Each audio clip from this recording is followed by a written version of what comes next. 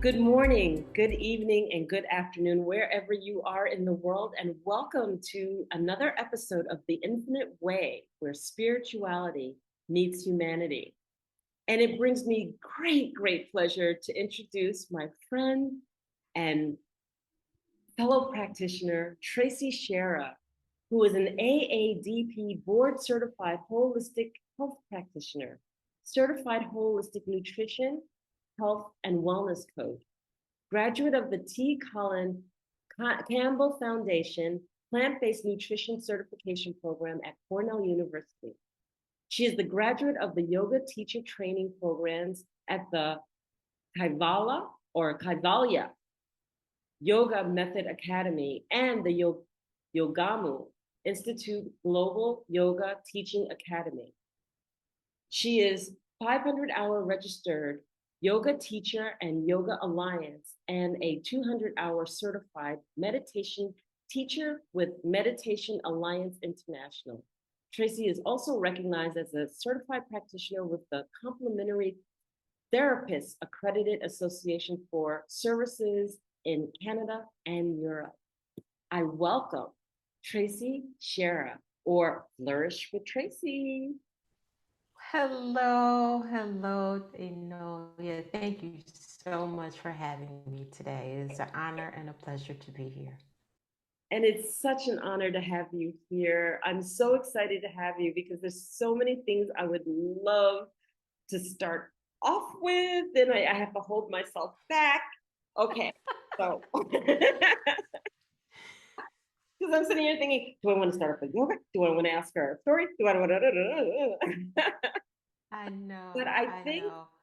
what I would love to do is I would love to just have you tap into the energy of where we are right now, you being in the US, me being here in Africa, and our connection, and talking to the audience, and understanding the time frame by which we're living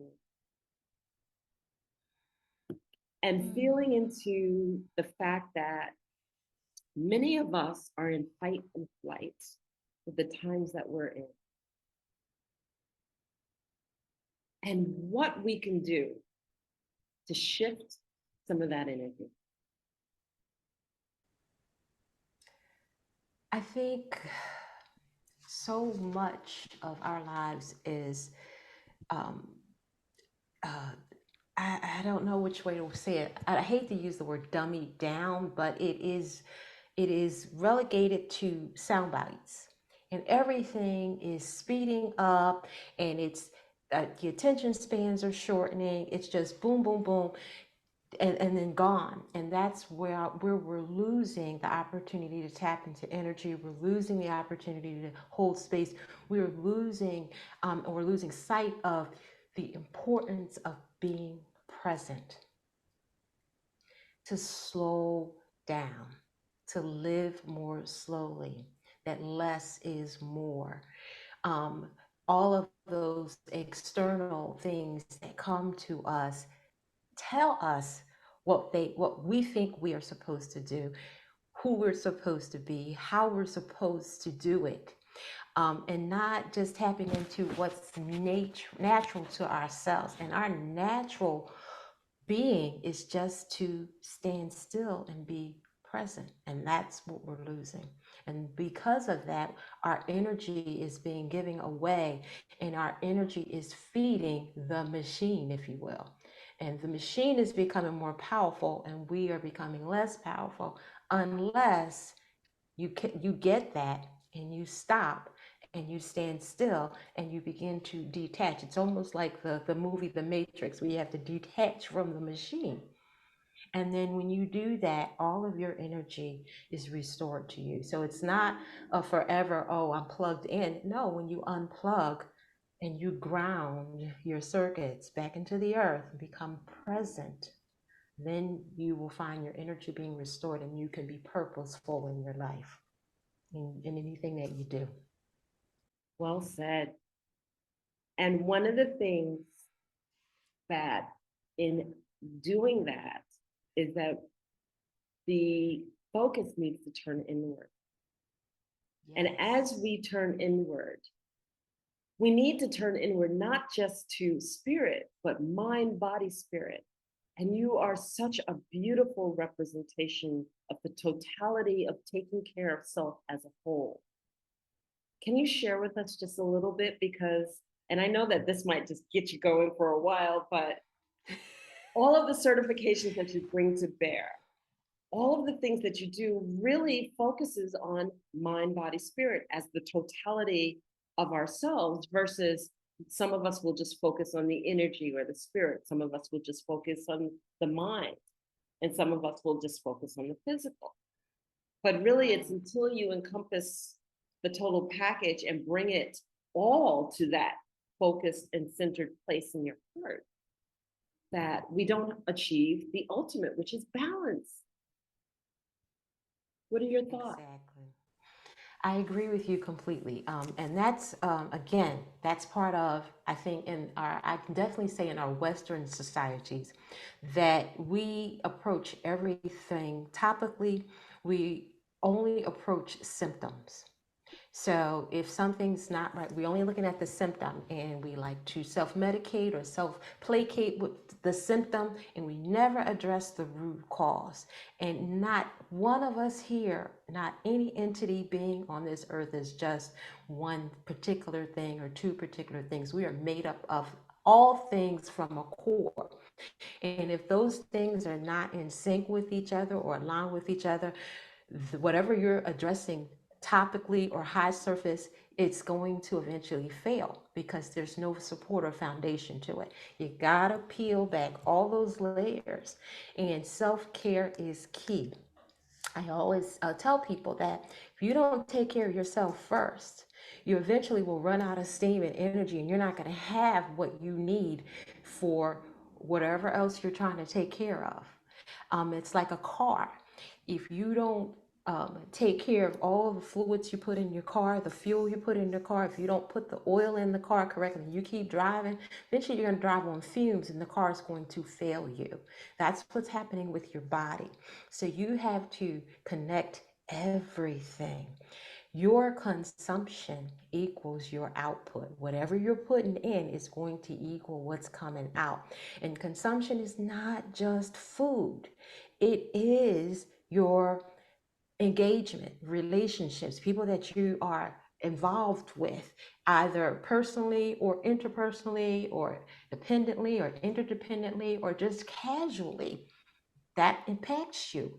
When you're out in public, that impacts you. It is, of course, the foods that you're eating, but it's also your work, it's where you live, it's what you smell, it's what you do. All of these things equal something. And if you don't understand the connection between those things, you will run out of fumes. And so you have to take care of yourself. Self care is key. We intake all these things, but I always love the analogy of a sponge. A sponge will continue to take everything that it absorbs until it can't absorb anymore. It's too full. And so, what do you Mm, do with a sponge? You have to wring it out, get rid of yes, you all that do. stuff. And the best way to sanitize a sponge is to do what? Put it out in the sun and Yes. let the sun dry, heal the sponge, and then you can reuse it.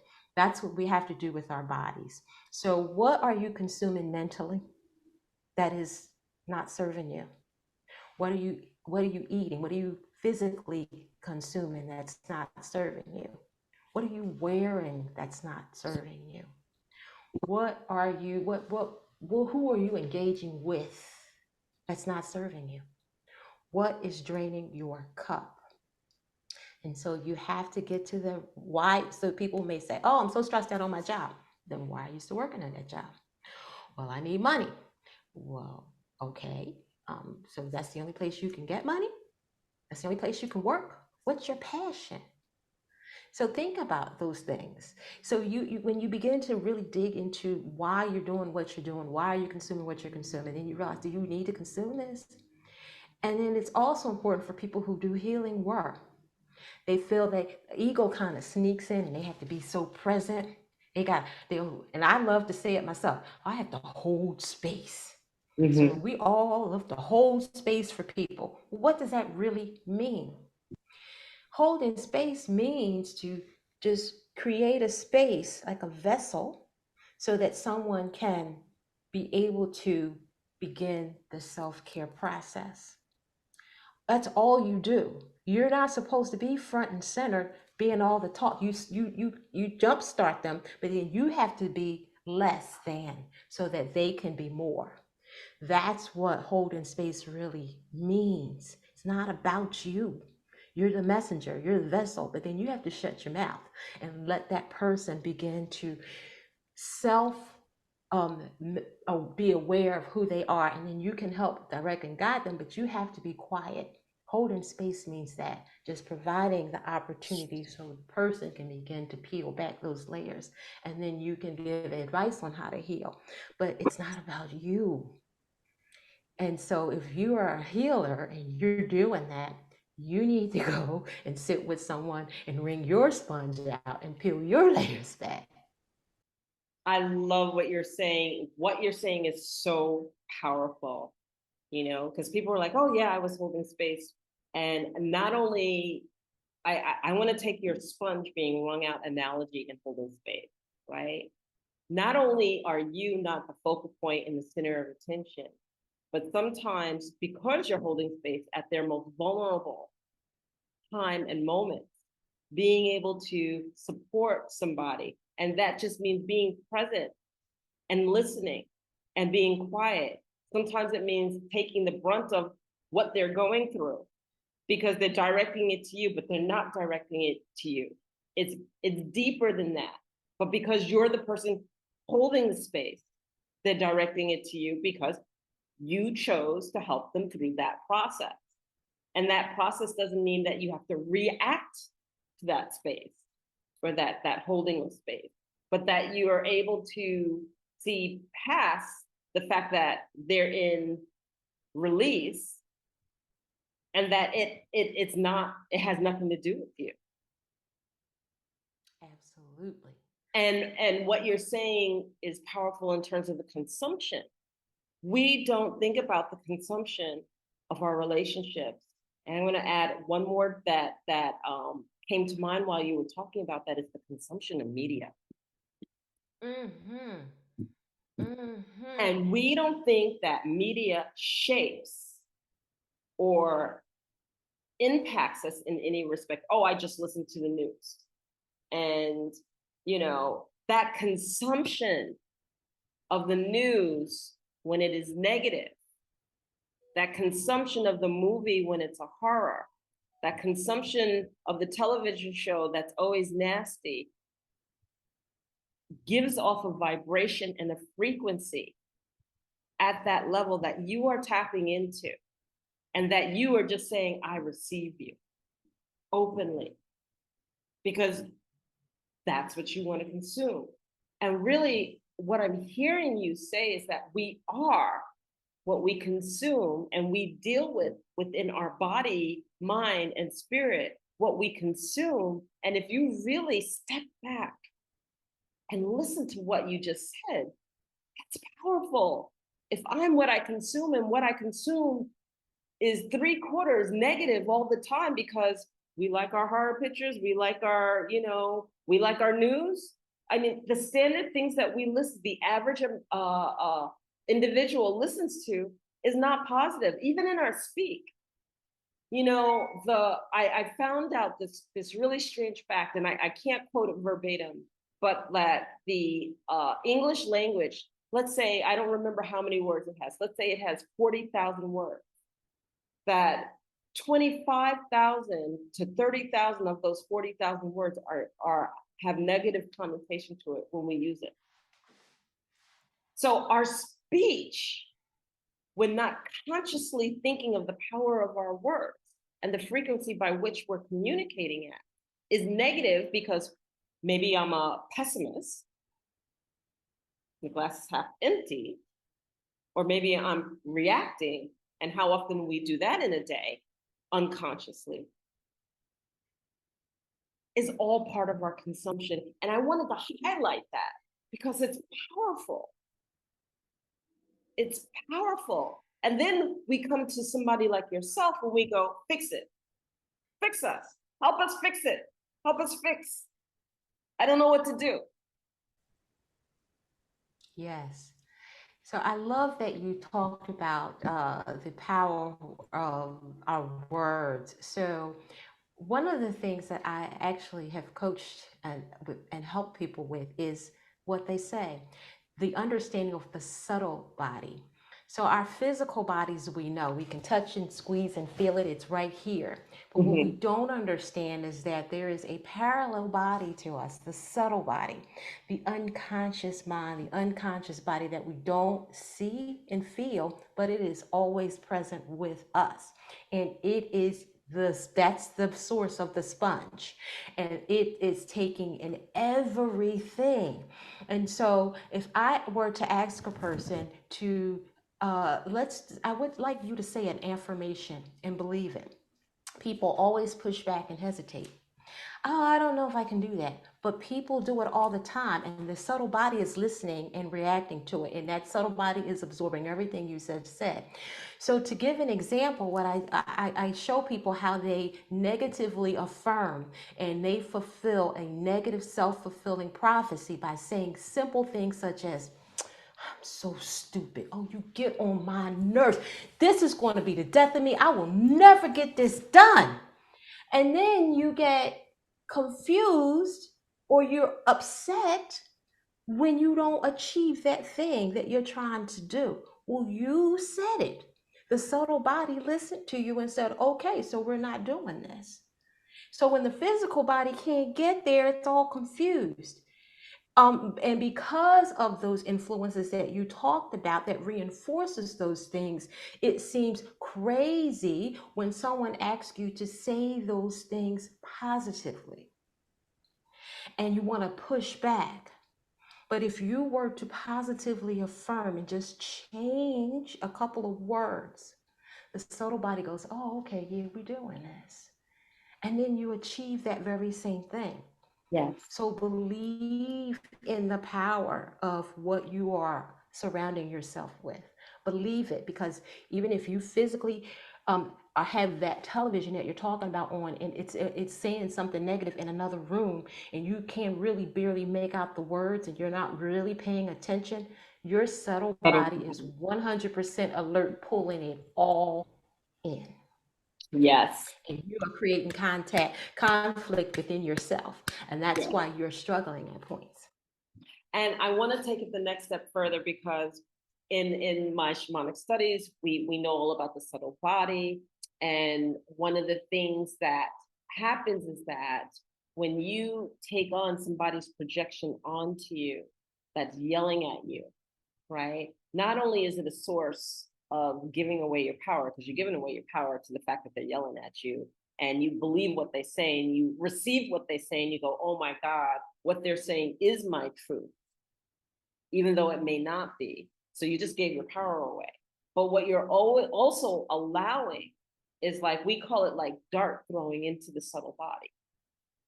And they're throwing darts. And then what's happening is, because you're accepting it as your truth, you're allowing those darts to lodge into the subtle body. And that is the first beginnings of dis-ease. It is not in the physical body, but it is in the subtle body. And then what happens is that then it disrupts the flow of the energy in the subtle body. And then we can go in from layer to layer to layer, right? Because then we can get into the fact that how we're mapped energetically. And I won't Mm-hmm. go deep diving into how we're mapped I energetically. know. But you understand what I'm talking But we do, though, because to your point, everything that's we started talking about media and short sound bites. All of that is based on the Pingala, right? Yes. The fight or flight energy side of us, and all of the cool, the other side, the either side, we don't really tap into. It's considered weak, and that's actually where our strength lies. The more quiet you are, the more strong you will be. But we're stuck in fight or flight. So we're always doing all this heated up, crazy stuff. And then that's where, when your body's hot, the body's inflamed. And when you are inflamed, you are growing disease. It's the perfect, it's a hot spot, if you The will. hot It's the spot. perfect place for that stuff to grow. It's the hot spot. And actually, we need to be focused on the cooling it down side. So, the beauty of what you do, tell us a little bit about what you do to lean people in coming back into balance. First, acknowledge the truth. And so I see the very first step of what I do is just to be a mirror. Let me show you what I see. It was once told to me that you can never see yourself as others see you. So that's, if that's the case, then my role is a mirror. Let me show you what I see and ask you, do you see it? And then ask you questions about it. And the questions that I ask is the path to self-realization. Because if you can speak your truth, then you can heal anything that is not serving to you, anything that drains your cup. And then we begin to peel back the layers on each of those things and what is the root cause of it. And let's address that. And then once we fix that, then everything else will begin to grow like flower. And then also transmutation. I help teach people that activity. So often we'll say, take a deep breath in, take a deep breath out. So if you sucked in something and it wasn't good, it went all through your body, and now you're breathing it right back out into the world. How does that serve anybody? And then what do you do on the very next breath? You breathe it right back in. Transmutation is breathing it in, letting it go down through that heart center or that belly, that internal furnace, and burning it up and changing it. I don't know, make it flowers, make it something that's positive, make it something that the subtle body goes, ah. And that way, when it comes back out, you're changing what comes out. And that way, on the next breath in, you change what you're taking in. And then you continue to grow that. So next thing you know, you have surrounded yourself with that nice, beautiful, positive, cool light. And you're on your path to healing. And now you've created a security around yourself. And just imagine, no matter what's coming in, okay, I got you. Ooh, this is good. I just got this. And it's all good. And now you're walking. And I always tell people to imagine themselves when you're in this process. I use New York because everybody can get this visual. You're standing in the middle of Times Square at the height of rush hour. Zoom, zoom, zoom, zoom, zoom, zoom, zoom. Everything's happening. But what are you doing? Just standing. Transmuting in your nice, safe space, healing. Beautiful. Not only yourself, but of everything around you. I love it. I absolutely love it. I'm like, okay. Actually, that's part of the process. Those are processes. And then I ask people uncomfortable questions because they may come to me and says, oh, I'm so stressed at work. And I'll ask a question like, okay, when's the last time you had bowel movement? What does that have to do with it? Oh, everything. We'll talk about that in a minute. But how does when the last time you have bowel movement do with stress? And then I show them from a holistic perspective how that happens. That means what did you consume from a nutrition perspective? What was it? What was it made of? What did it do to your body? When's the last time you ate? How long did you eat that food before you went to sleep? Did your body have enough time for the restorative process overnight, or was it working on that digestion thing that you didn't eat? So that means you didn't sleep well, you didn't have enough rest. Maybe how did you hydrate? If you didn't drink enough water, then you didn't evacuate. What is the consistency of your evacuation? What did your poop look like? Did you have to strain to get it out, or did it smooth and slide out? What was the length of it? All of those things come into play because it tells a whole lot. And so if you are in a deficit at any of those points in your evacuation poop stage, guess what? You're going to wake up with a deficit. You're already tired. You most likely are going to use caffeine because you use alcohol to put you out. So you use caffeine to wake you up. Now you're running late and you're in the middle of that stress and you didn't finish what you did yesterday and you get to work and you just keep building on that. Whereas if you just took a moment to respect the time between when you went to rest and when you rose, and then what you choose to select to break your fast, which is your breakfast, you're Mm. going to change your digestive process. Your evacuation will be different. You will stop your consumption at least 4 hours before you go to sleep. So when you go to sleep, your body can say, oh, there's no food in the belly for me to work on. So now I can work on what I'm supposed to work on, which is restoration of your cells at the molecular level. And it could fix all the little things you jacked up during the day. And then people always focus on REM sleep. REM sleep's important. That's when you dream. But it's the state right before REM sleep where your body fixes everything. Fixes everything you ripped and tore at a really teeny, minuscule level. Then when it fixes it, it lets you sleep where your rapid eye movement. Then you wake up rested feeling. When you wake up rested, the first thing you should drink is a glass of water to flush all those toxins out. Before you consume to break your fast, you should be evacuating. There are people who go days without going. You should go every morning.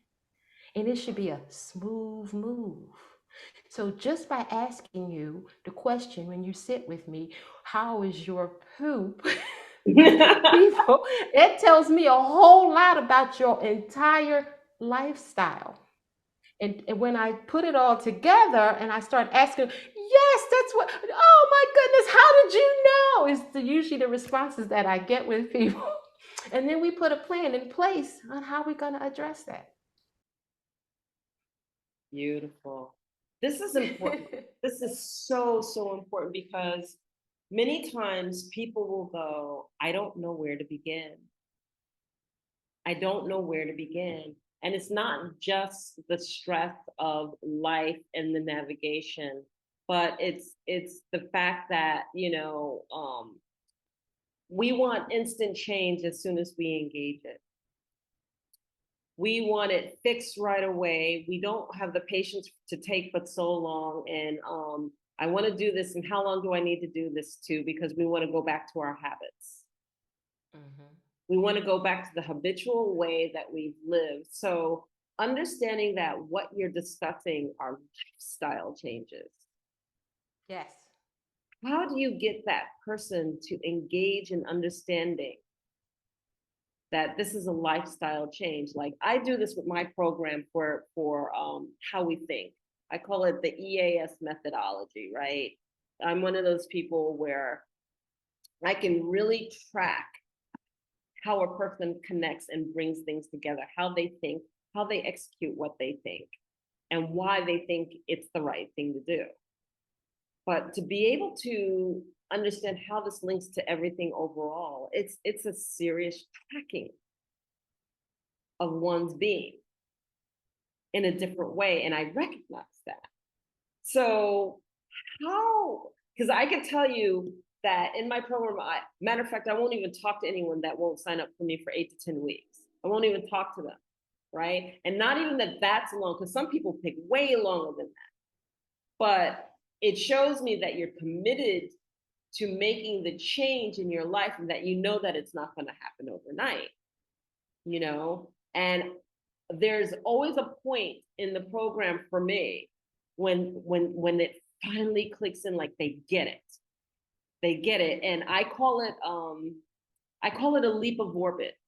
It's like going up the next octave in the musical scale, and they reach this precipice and they go, I oh my gosh, I got it.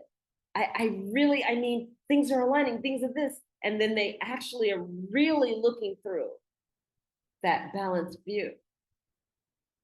So share a little bit about that. So I do tracking as well.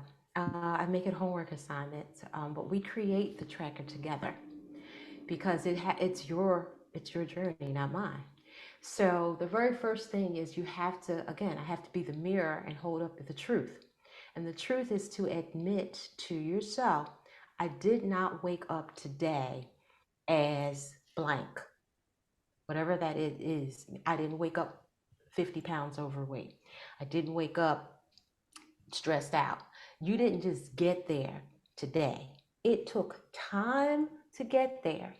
So you have to get rid of all of the immediate self gratification things that you have been brainwashed to believe you need and respect that time. So you're going to, if you want this, it is a lifestyle change. You're going to have to know that you have to give time to the very thing that you're trying to achieve. The same time you gave it to get where you don't want to be. You Yes. have to have time to get, not walk it back because you can't go back, but to walk forward to where you want to be. And do not set an artificial deadline for yourself because we love to do that too. We set this big old goal with this date etched in stone. And for example, I had a client who wanted to be a certain size by wedding. This person was at least 200 pounds over their weight. This wedding was in 11 months. There is no way. You didn't wake up 200 pounds overweight. It took you years. So you have to respect all of the trauma, all of the things that happened that caused you to eat the way that you did, that caused you not to be able to be mobile, that caused you not to respect your physicality. And that's not going to happen in 11 months. So let me ask you this question. In 11 months, and we came up with a number that we thought was a good number to healthy and not even lose weight because it's not lost, it's on you. It's not lost. You're going to shed weight because you're going to get rid of it. You're going to be at X amount of weight. What's that going to do for you when you go to this wedding? Because you're worried about what people you haven't seen in 20 years is going to do, what they're going to say. They may say that. You may walk in feeling great because you lost X amount of pounds, you shed it, but they still could say what they're going to say. What's that going to do for you? And then what's that going to do for your long-term goal? Is that going to make you go back and revert? Yes, because you're in it for the wrong reason. It's not about this wedding. It's not about this outfit. It's not about these people. It's about your life. It's about what you're trying to do going forward. So first of all, let's start off on the right track. Let's give respect to the fact that it took years to get here. And let's give respect to the fact that you need to change all of the things that caused you. The weight is the byproduct. That's the symptom. That's not the reason. That's not the cause. We have to heal the cause. And then the byproduct will be to get rid of it, to shed it. So let's track it. So once we figure out what that root cause is, let's put this on the tracker. And it could be simple things. For some people, it's very simple. It could be just for today, I'm going to say one positive thing for myself. Or just for today, I'm going to walk 5 steps. And just for today, I walk 10 steps. Or just for today, I'll drink an extra glass of water. We're going to slowly build this tracker. And then each day, I physically want you to track this tracker. Not on your app, old fashioned. I'm going to give you this tracker, and then you're going to write on this tracker. You're going to journal how you feel.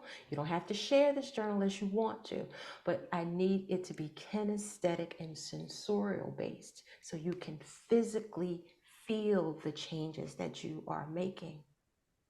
So they literally have to physically track it. And as you track it, associate it with something positive. And slowly we're going to build. And then we're going to have checkpoints on your tracker. We can change the tracker and adjust it as we go. But what we're not going to do is create an artificial goal for ourselves because you just negatively affirmed, negatively set yourself up for to fail. you're not going to fail. You're not going to be successful. So begin with the end in mind. What does that picture of success look like for you? And we're going to be realistic about it. And then we're going to build our plan. One day, one piece. And I always tell people it's 1 second, 1 minute, one moment, one day at a time. Period. Be present. We're not going to worry about what happened yesterday. We're not going to worry about 11 months from now. We're going to not have an end date on it because it's work in progress. So what a blessing you are to bring like this knowledge forward. You are such a blessing. I mean, I'm sitting here going, okay, I gotta sign up with you. Oh, like I gotta sign up with it. It's such a breath of fresh air to engage someone who understands the totality of all of it. You know, because one informs the other also. You know, lots of different times our mental capacity is informing the body so that the body's out of balance. And if you walk around the mental without the body and you leave the body behind, then you just have to deal with the body, which pulls right back down on the mental. It's the totality. It's the totality of all of it. And I'm such an advocate for understanding and working with people who understand the totality of it. Because many times it was like, I remember when I had my health scare, and I have my whole left side was inflamed. And I remember going to the acupuncturist who helped me and assisted me, and I did the whole thing holistically. But I had to go see a nutritionist. And she was like, you have to strengthen your kidney, liver, and adrenals, right? And I didn't know how to do that. And that wasn't her focus. So I had to go see the nutritionist to say, okay, I need to strengthen my kidney, liver, and adrenals. Okay, this is your diet. This is what you need to do. This is the herbs that you can do to reinforce that, you know. And I walked in alignment because I had the discipline to do it. But to get it in the totality of one being is just phenomenal.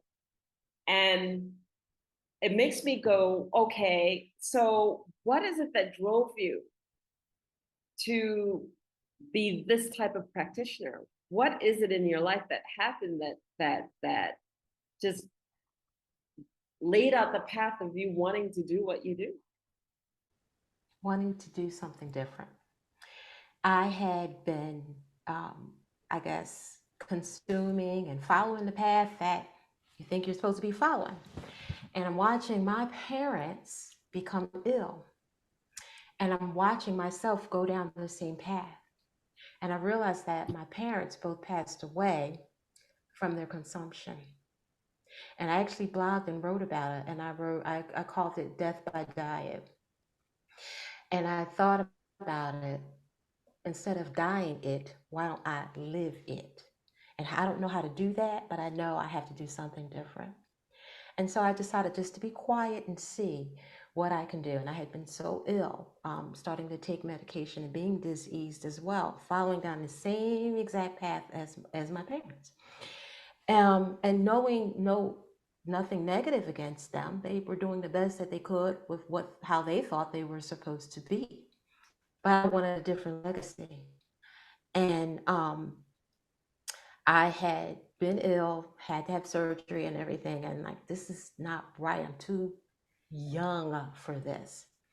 So I started, while I was recovering, stretching, watching stretching on TV.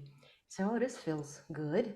Walking maybe just a couple of steps and coming back, and this feels good. And I started wanting more. So I started watching yoga videos of, oh gosh, these people are bending in pretzels. I can't do that.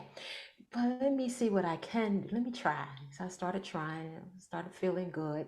And then I started realizing that there was more to yoga than just bending as a pretzel.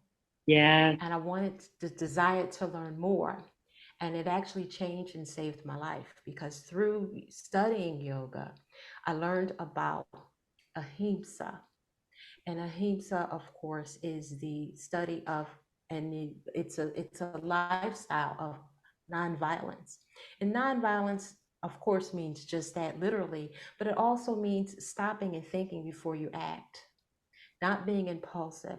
Don't even harm someone by assuming their time, for example. And that's also a steal. You don't want to steal from people. So like all of these things, all of these, the yamas and the niyamas, the morals and the way you should live your life started coming into play. And then I realized that yoga, the physical asana, is all to just help your body become more flexible and moving your energy center so that you can sit still in meditation. Mm.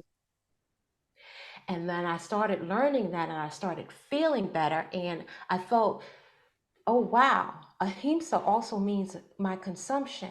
I should not be consuming anything that's violent. That means I shouldn't be consuming animal flesh. So for me personally, I took the vow of nonviolence. So that means I stopped consuming anything that was animal based in all of my environment, to my clothing, to what the products I use on my body, to the food that I ate.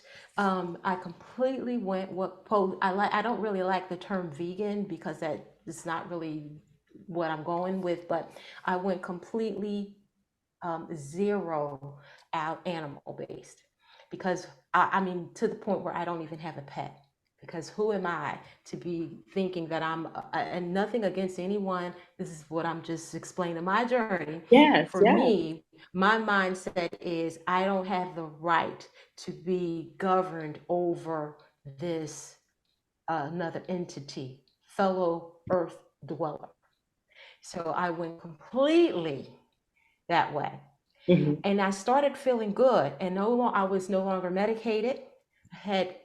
I shed weight that was not serving me. I was no longer in any pre-states such as pre-diabetes, or cholesterol levels were all like I'm completely healed. And I felt so good about it that I wanted to share. There's no way, if you know you have something that's good, why be selfish and keep it to yourself? When you can see people, not judging them, but you can see people, they just don't know. So I have to tell them, and they can make their own choice. So I decided that I am flourishing. So I want people to flourish too, so they can eat better, move better, and live better, and be whatever it is that they want to be. And you can't do that if you don't feel good. So let's help you feel good. So that's where all of this started. And so here I am today, and that's what I'm doing. And it is my passion to help people embrace their own path, to help move the blinders away so that they can be healed and happy and just enjoy their path, their own journey. And that's it. Just be free, be whole, and be clean. I am so grateful that you're here. I am so. What a beautiful story. And I could talk to you all night, and I know we're coming up on an hour. So let me just ask you this. Knowing that there are those individuals out there looking for somebody like you, what would you have to say to them? What would you have to say to our audience that you want to leave them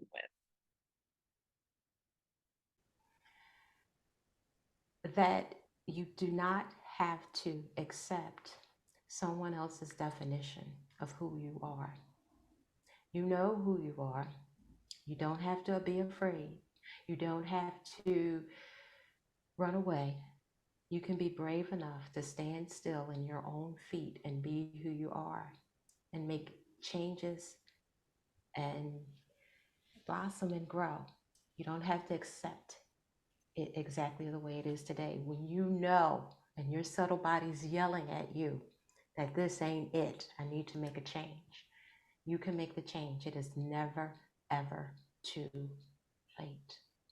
Your future is waiting for you. Thank you so much. And we cannot leave here without you sharing how people can reach you and as a practitioner, what you do and how you consult, and let people know how they can reach out to you and get in contact with you, please. Sure. I offer free consultations. Just come to my website, flourishwithtracy.com. I'm also on, of course, Instagram and Facebook. You can reach out to me that way. But the best way is to schedule a free consultation via my website, flourishwithtracy.com. And come prepared, because I'm going to ask you what fills your cup and what drains your cup. And we'll get started from there. Thank you so much, Tracy. Oh, this Thank has been you. another episode of The Infinite Way, and I'm so thrilled to have had you. Thank you for coming on, for sharing your heart, for sharing your wisdom with us. So, so, so, so grateful. And if you like what you heard and you love these kinds of broadcasts, then you want to stick with this podcast, please subscribe, subscribe, subscribe. And if you like what you heard and the wisdom that Tracy shared, please share this episode. Give the gift of this wisdom to someone that you know. I want to thank you, Tracy Shearer, for joining us. Thank you. And I want to say goodbye, and we will see you next episode. Take care, everybody. Goodbye, everyone. Bye-bye, everyone.